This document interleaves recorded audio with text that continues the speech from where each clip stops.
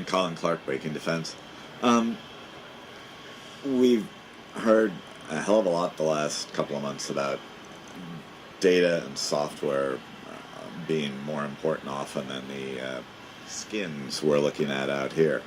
I'm wondering how much of your time has been spent discussing software, data, AI, vice sort of integrated platforms.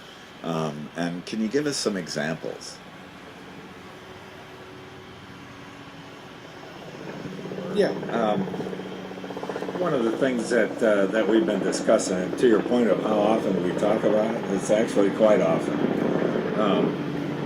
A lot of people don't understand AI, artificial intelligence, and machine learning and what that means, and I try to simplify it down to it's really about the data, right? It's about having common data structures, having data standards that are applicable across any kind of platform. It's almost gets back to the ABMS discussion that we have, right? And because without big data, you're not going to have AI, and you're not going to have machine learning. So that's really important. As far as is the Air Force serious about it? About a year ago, my predecessor, Lisa Disbrow, one of the last things she did was stood up a chief data officer.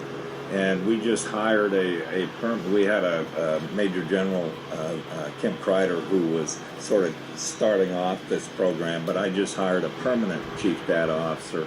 And it's going to be integrated into the CIO, Chief Information Officer, Chief Data Officer, Chief Management Officer, so that it's all coordinated, and that as we bring on new systems, what we're able to do is make sure they comply with those data structures.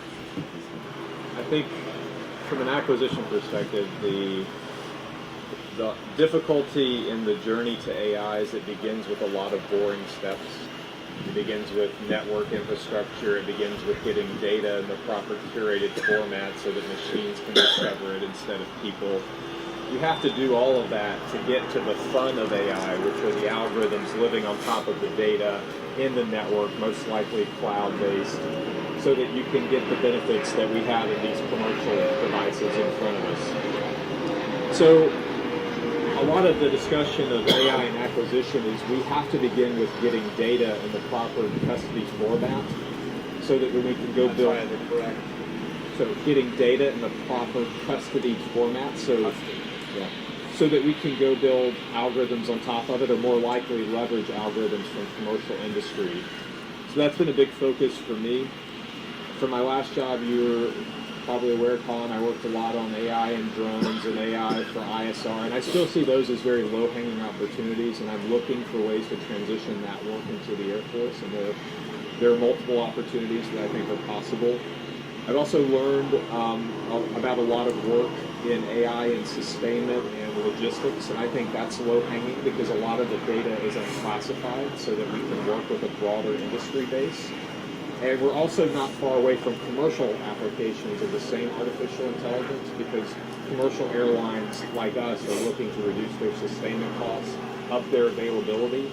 And so there's a lot that we can leverage from them, and I'm hoping to make a trip to several commercial airlines in the remainder of this summer to understand how they made the transition, what technologies they're using, and in the true spirit of flattery, try to imitate as much as they do well.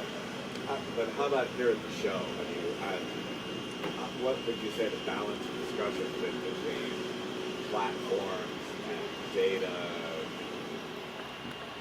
I would say, Colin, most of the airplanes I've been on, and you're right, the skins are cool and we like to see them, but most of the discussion has been about the networking on the inside. So for the navigation officer for one of our C-130s that we went on, I spent most of the time walking through how they get displays from the multiple different links, Link 16, MATL, that get displayed on one common interface that is easy to use. And I was really impressed that I got to see something that looked like a video game controller that allowed the operator to quickly navigate the display that they're looking at. And that's exactly the kind of thing we want to see, where the information on the inside of the plane is the star and the outside is the thing that keeps it protected.